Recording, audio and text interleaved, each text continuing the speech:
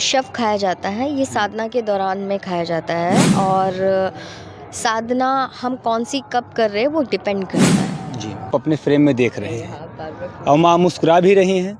चलिए सीधे इनसे जुड़ते हैं कि आखिर अघोरी कैसे बनी और अघोरी जो बनने की एक क्रिया होती है, जो प्रक्रिया होती है, कैसे बनती है, तमाम सवाल है। सीधे माँ जी से बातचीत करने का प्रयास करते हैं। माँ जी 12 बजे के बाद हम अपनी असली वेशभूषा में आते हैं। जी, अभी मैं अगर आपको नहीं लग रही हूँ कि मैं हूँ, काशी में प्रॉपर चिताभस्म आपको मिलेगा, कोई दिक्कत नहीं। काशी में बराबर वहाँ पर मिलेगा। वहाँ पे इन पर जिस महिला को देख रहे हैं ये अघोरी माँ है।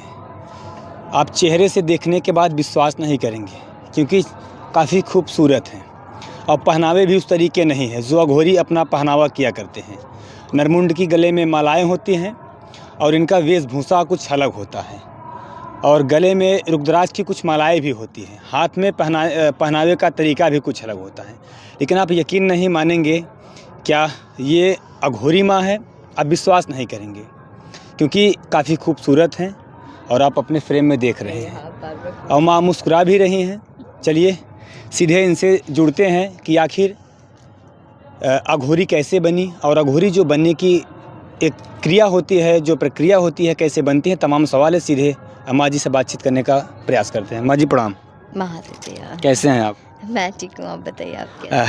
अघोरी जैसे मन में एक सवाल आता है कि जो अघोरी होते हैं, तरह तरह के मन में सवाल उठते हैं और जो पहनावे होते हैं, जो वेशभूषा होता है, थोड़ा सा हट के होता है, अलग होता है। गले में देखेंगे तो नरमुंड की सारी मालाएं टंगी रहती हैं और हाथ में भी काफ़ी जो रुद्राक्ष की मालाएं होती है पहने रहते हैं। लेकिन आपको देखने के बाद ऐसा नहीं लग रहा है कि आप अघोरी माँ हैं। तो कैसे अघोरी बनने का जो प्रक्रिया होता है वो क्या होता है, ज़रा वो समझाने का प्रयास कीजिए माँ जी। देखिए, बात अघोरी बनना नहीं होता। सबसे पहले आप एक साधक बनो, अच्छे साधक। आगे आप कहाँ जा रहे हो, कहाँ नहीं जा रहे हो, वो भगवान आपको ऑटोमेटिकली ले जाएगा।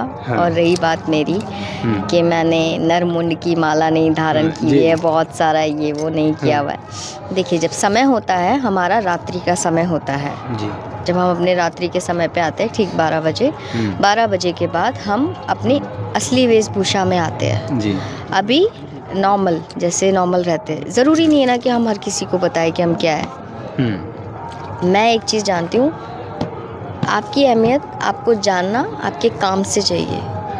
ठीक है, आपने क्या पहना है, क्या नहीं पहना है, आप मेरे को बोलना नहीं चाहिए। मैं उसके लिए सभी से क्षमा चाहती हूँ। मैं एक बात बोलूँगी कि ऐसे बहुत लोग हैं जो बहुत रुद्राक्ष और ऐसे भस्म लगा के, जिनको कुछ नहीं पता है, वो सब लोग कह रहे हैं जी मैं ये हूँ, मैं वो हूँ, है ना। तो आप सबको, उनको भी हमसे नहीं जोड़ सकते और हमको भी उनसे नहीं जोड़ सकते। ठीक है ना। तो इसके अंदर मेन बात ये जो मैं कहना चाह रही हूँ कि मैं अगर आपको नहीं लग रही हूँ कि मैं हूँ, मैं अघोर तंत्र साधक हूँ, तो वो आप ऐसे देख रहे हो इसलिए। मगर जो मेरा टाइम है, हमारा जो एक टाइम टेबल रात्रि का फिक्स होता है, उस टाइम पे हम अपनी मेन वेशभूषा में रहते हैं। बाकी हम जो नॉर्मल, आप जैसे डेली में आप जैसे रहते हैं, हम लोग वैसे ही रहते हैं, नॉर्मल रहते हैं। आप नागा साधुओं को देखो, कई साधु ऐसे होते हैं जो 24 घंटे भस्म लगा के रखते हैं, है ना। 24 घंटे। मगर उसमें भी कुछ नागा साधु ऐसे रहते हैं जो कि वो भगवा पहन के रखते हैं, कई बार वो भस्म लगाते हैं, मगर जब उनका पूजा का टाइम रहता है ना, वो ऐसे रेडी रहते हैं जिसका कोई वो नहीं है कि हाँ भाई, आप बता नहीं सकते कि नागा साधु है, मगर वो भी तो नागा साधु है ना। तो इसी तरीके से ज़रूरी नहीं होता कि आप हमेशा हर टाइम ऐसे करेक्ट रेडी होके रहो। लेडीज़ हैं हम लोग और अपने बहुत सारे मतलब काम होते हैं, तो उन सब चीज़ों को देखते हुए नहीं हो पाता उस हिसाब का श्रृंगार। जब हमें एक हमारा टाइम मिलता है, एक टाइम पीरियड मिलता है, उसमें हम अपना श्रृंगार करके जो भी हमारे आभूषण है वो हम ग्रहण करके अपना बैठते हैं। आभूषण में हमारी होती है मुंडमाला होती है, रुद्राक्ष की माला होती है, और भी हम जिस पे जप करते हैं वो मालाएं होती है। हम लोग भस्म लगाते हैं, टीका लगाते हैं। माँ जी, वो जो आप कह रहे हैं कि जो भस्म होता है, जब जो आप लोग भस्म लगाते हैं, वो किस चीज़ का होता है वो? देखिए, यहाँ पे तो चिता भस्म नहीं मिलती है, जी। ठीक है? यहाँ पे नहीं है, जी। यहाँ पे वो नॉर्मल पैकेट वाला भस्म है। और हम क्या करते हैं, हम थोड़ा-सा चिता भस्म लेके आए हुए होते हैं, वो उसमें हल्का-सा मिक्स कर देते हैं, तो वो भी आपका चिता भस्म की तरह वो बन जाता है। मगर काशी में प्रॉपर चिता भस्म आपको मिलेगा, कोई दिक्कत नहीं। काशी में बराबर वहाँ पर मिलेगा। वहाँ पे मिलेगा। माँ जी, एक सवाल ये रह जाता है कि जो अघोरी का गृहस्थ जीवन होता है, क्या वो गृहस्थ जीवन में रह सकते हैं? क्या उनको गृहस्थ जीवन त्यागना पड़ता है? देखिए, मैं इस बारे में एक बात बोलूँगी। बाबा है जो शिव है, उन्होंने भी विवाह किया था, ठीक है, माता पार्वती से।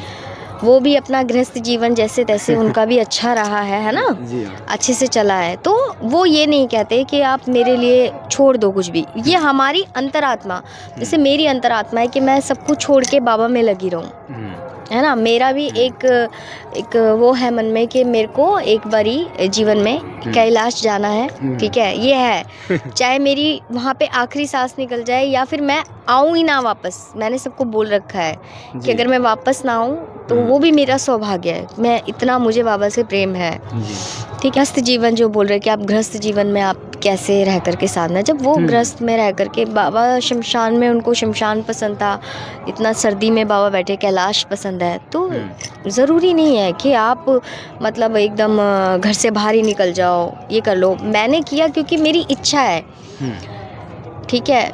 मैंने किया, मेरी इच्छा है। अभी जो लोग सनातन धर्म से जुड़े हुए हैं, जो लोग डेली रोज़ पूजा पाठ करते हैं, वो अपना घर नहीं छोड़ेंगे ना। अब कितने आप ऐसे महान ज्योतिष देख लो, महान पंडित देख लो, पीठाधीश्वर देख लो, कहीं वो लोग अपने गृहस्थ जीवन में रह कर के पूजा पाठ का कर्मकांड कर रहे हैं। तो इसका मतलब ये तो नहीं है कि उन्होंने अपना घर छोड़ दिया।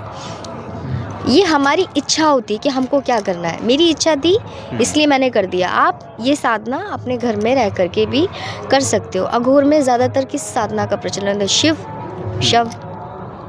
शव पे भी बैठ के आप शिव ही साधना करते हो जी। कुछ अनोखा तो उसमें होता नहीं है। तो बस माँ जी, जब आप ये अघोर क्रिया जब आपने अपनाया, तो जब आप घर पर गए होंगे पहली बार, तो क्या मतलब घर वालों को कैसा लगा?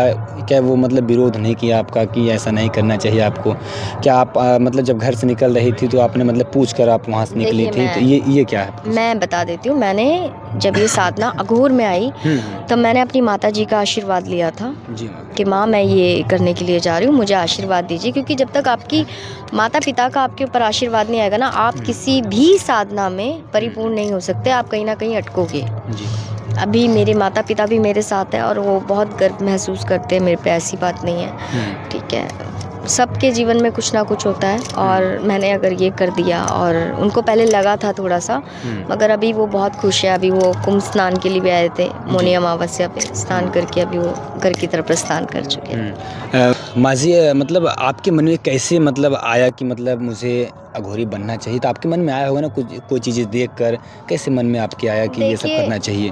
मैं इसमें एक बात बोलूँगी, मैं बाबा को बहुत पसंद करती हूँ, मेरे महादेव को, और जैसे वो रहना पसंद करते हैं मैं भी वैसे रहना चाहती थी, ये भी कह सकते हैं। मेरे को मतलब जब मैं पहले कोई भी मंत्र जाप करती थी तो मैं हमेशा से ओम का जो आता है ना मंत्र जाप, वो उसके अंदर वो चला के तब मैं मंत्र जाप, मेरा मेडिटेशन मेरे को वैसे बहुत अच्छा लगता है करना।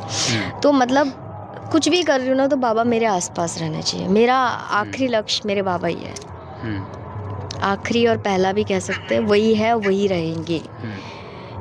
माँ जी, जो अघोर क्रिया होता है, लोग ज़्यादातर कहते हैं कि वाराणसी के शमशान घाट में, मतलब मर्करिका घाट में, या वहाँ पर जो भी घाटें हैं वहाँ पर जाकर वो अपनी अघोर साधना करते हैं। तो ये चीज़ें क्या मतलब साल में कितनी बार किया जाता है कि महीने में किया जाता है? ये चीज़ें क्या है? मैं बताती हूँ। देखिए, पहले तो मैं आप सभी के आगे बताना चाहूँगी कि जो मैंने इतनी साधनाएं की है काशी मणिकर्णिका घाट पे आके, वो सौभाग्य मुझे हमारे अघोरी गुरु मणिकंडन जी की वजह से प्राप्त हुआ है, ठीक है? अगर वो नहीं होते तो शायद मैं कभी काशी जाती, नॉर्मल दर्शन करके आ जाती, मगर मेरे को वहाँ पे मणिकर्णिका घाट पे अगर साधना करने का सौभाग्य प्राप्त हुआ है तो वो सिर्फ और सिर्फ हमारे अघोरी गुरु मणिकंडन जी की वजह से हुआ है। वहाँ पर जब मतलब जो क्रिया होती है, जो अघोर की क्रिया होती है, माँ जी जब साधना करते हैं तो किस वेशभूषा में मतलब वहाँ पर वो साधना करते हैं? रात्रि के समय 7-12 बजे का समय भी होता है, जी जी जी। तो किस वेशभूषा में रहते हैं? देखिए, वेशभूषा क्या ही होती है, मतलब भस्म लगा के रखते हैं हमारे, मतलब कि उसी प्रकार से होती है सारी साधना। भस्म लगाएंगे, माँ का चरणों से स्पर्श करके हमारा ये टीका लगता है, लाल टीका माँ के चरणों से स्पर्श करके लगता है। प्लस उसमें आ जाता है आपकी रुद्राक्ष की माला, जैसे कि अभी आपने बोला था, मुंड माला पहनते हैं, नरमुंड भी होते हैं, सामने चिता जल रही होती है, क्या नहीं, बहुत सुंदर, बहुत भव्य नज़ारा होता है हम लोगों के लिए। वो दूसरों के लिए, देखो हर किसी को वहाँ पे वो लोग दुख में आते हैं कि हमारा अपना छोड़ के चला गया, मगर मैंने अभी तक जितना भी जीवन देखा है, अपना जिया है, तो मैं जब वहाँ जाती हूँ ना, तो मैं मन में एक बात आती है कि क्या हमने जिया, जो भी है वो सब यहीं पे आके ख़त्म हो गया, इससे अच्छी जगह कोई नहीं है। और जिस भी इंसान को घमंड हो ना, वो एक बार आकर के वहाँ पे देखे, घमंडी वहीं चल रहा है सब अच्छा भी वहीं चल रहा है, बुरा भी वहीं चल रहा है, कोई फ़र्क नहीं पड़ता। लोगों को अपने ऊपर घमंड नहीं करना चाहिए, गुमान नहीं करना चाहिए। मैं आज किसी भी उसमें हूँ, मैं अपने आप को बहुत बड़ा मानती नहीं हूँ, मैं शून्य मानती हूँ, ठीक है, मगर मैं जो भी उस शून्य में भी अगर मैं कुछ हूँ, तो मैं सबके आगे आदर सम्मान से रहती हूँ, छोटों से प्यार से रहती हूँ, और बड़ों के आगे आदर सम्मान से सर झुका के चलती हूँ। माँ जी, अघोर क्रिया करते समय जब रात्रि के 12 बजे का समय होता है, जब आप लोग अघोर क्रिया करते हैं तो वहाँ पर लोगों को आने से मतलब लोग कहते हैं कि नहीं जाते हैं, मना करते हैं, क्या ये माँ जी हकीकत बात है? हाँ, ये इस बात में बहुत सच्चाई है कि जब पूजा पाठ क्रिया होती है तो उसमें थोड़ा सा रिस्क होता है, क्योंकि जब हम मंत्रों की ऊर्जा बढ़ाते हैं तो उसमें से एक शक्ति उत्पन्न होती है। जब शक्ति उत्पन्न होती है तो वो अच्छी भी होती है, बुरी भी होती है, कई बारी उसके वेश में कोई और भी आता है। तो उस सिचुएशन में किसी को भी साधना के टाइम पे डिस्टर्ब नहीं करना चाहिए, नहीं बोलूँगी मैं। वहाँ पर मतलब लोगों को आप मना कर दिया जाता है कि यहाँ पर मत जाइए। आप पूजा कर रहे हैं, पूजा करने के बाद आप लोग मिल सकते हैं, क्योंकि जब मैं पूजा करने के लिए बैठती थी तो लोग काफ़ी वेटिंग में रहते थे कि हाँ हमको दर्शन करना है। मैं एक ही बात बोलती थी, जिस आप धरती पे खड़े हो, मतलब जिस जगह पे आप हो, वहाँ पे स्वयं में काशी विश्वनाथ महाराज जी है, बाबा है, माँ है, इतने परम शक्तियाँ यहाँ पे है।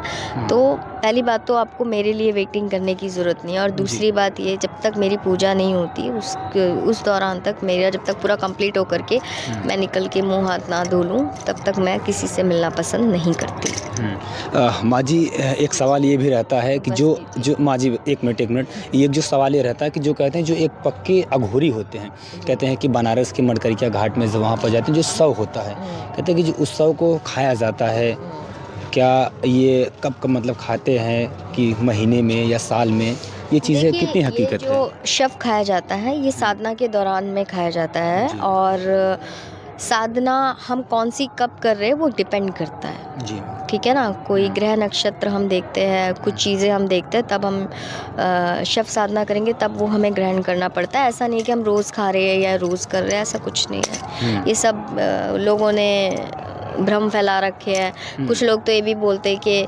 अघोरीज पॉटी तक खाते हैं, मतलब मैं शॉक्ड हूँ ये सब चीज़ें सुन के, क्योंकि मैंने अभी तक ऐसा नहीं देखा है, तो इसलिए मैं खुद ये बातें सुन के थोड़ा ये लोग क्या क्या मिथ्या फैला रहे हैं। ठीक है, मानते हैं अघोरीज जो होते हैं वो कैसे भी किसी भी सिचुएशन में रह सकते हैं। उनको मतलब उन लोगों का क्या होता है ना, अभी हम लोग ऊपर से जाके स्नान कर रहे हैं, अंदर से हमारे मैल है, वो लोग अंदर से भी साफ़ है, ऊपर से गंदे लगेंगे मगर अंदर से एकदम क्लीन होते हैं। वो जो है मुँह पे है, गाली दी मुँह पे दी, नहीं दी मुँह पे दी, इस तरफ होते हैं।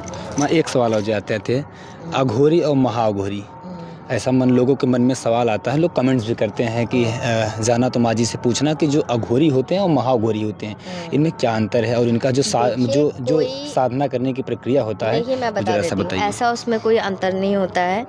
जब हम साधना के तौर पे चलते हैं, ठीक है, अभी मैं आपको एक एग्जांपल, मैंने पिछली बार भी बोला था, इस बार मैं फिर बोलती हूँ, मैंने किसी एक वीडियो में बोला था कि जब तक आप थोड़ा इस बात को समझिएगा, आप अपने घर के अंदर जो आपका देवता बैठा हुआ है, जब तक आप उसे बड़ा नहीं मानेंगे ना और बाहर के देवता को बड़ा मानेंगे, तो आप आपका संरक्षण बोल लीजिए या आपका भला कोई नहीं कर सकता, बाहर वाला भी नहीं कर सकता, घर वाला तो आपको पूछेगा ही नहीं जब तक आप अपने। और उसी प्रकार से अघोरी और महाअघोरी की भी श्रेणी होती है। ज़्यादा से ज़्यादा आप ये कह सकते हो कि जो महाअघोरी कह दिए तो वो मतलब काफ़ी सालों से साधक होंगे, और जो अघोरीज हो गए वो हो गया आपका कुछ समय से कुछ सालों से कर रहे हैं, 10 साल 12 साल 5 साल 10 साल ये सब चल रहा है।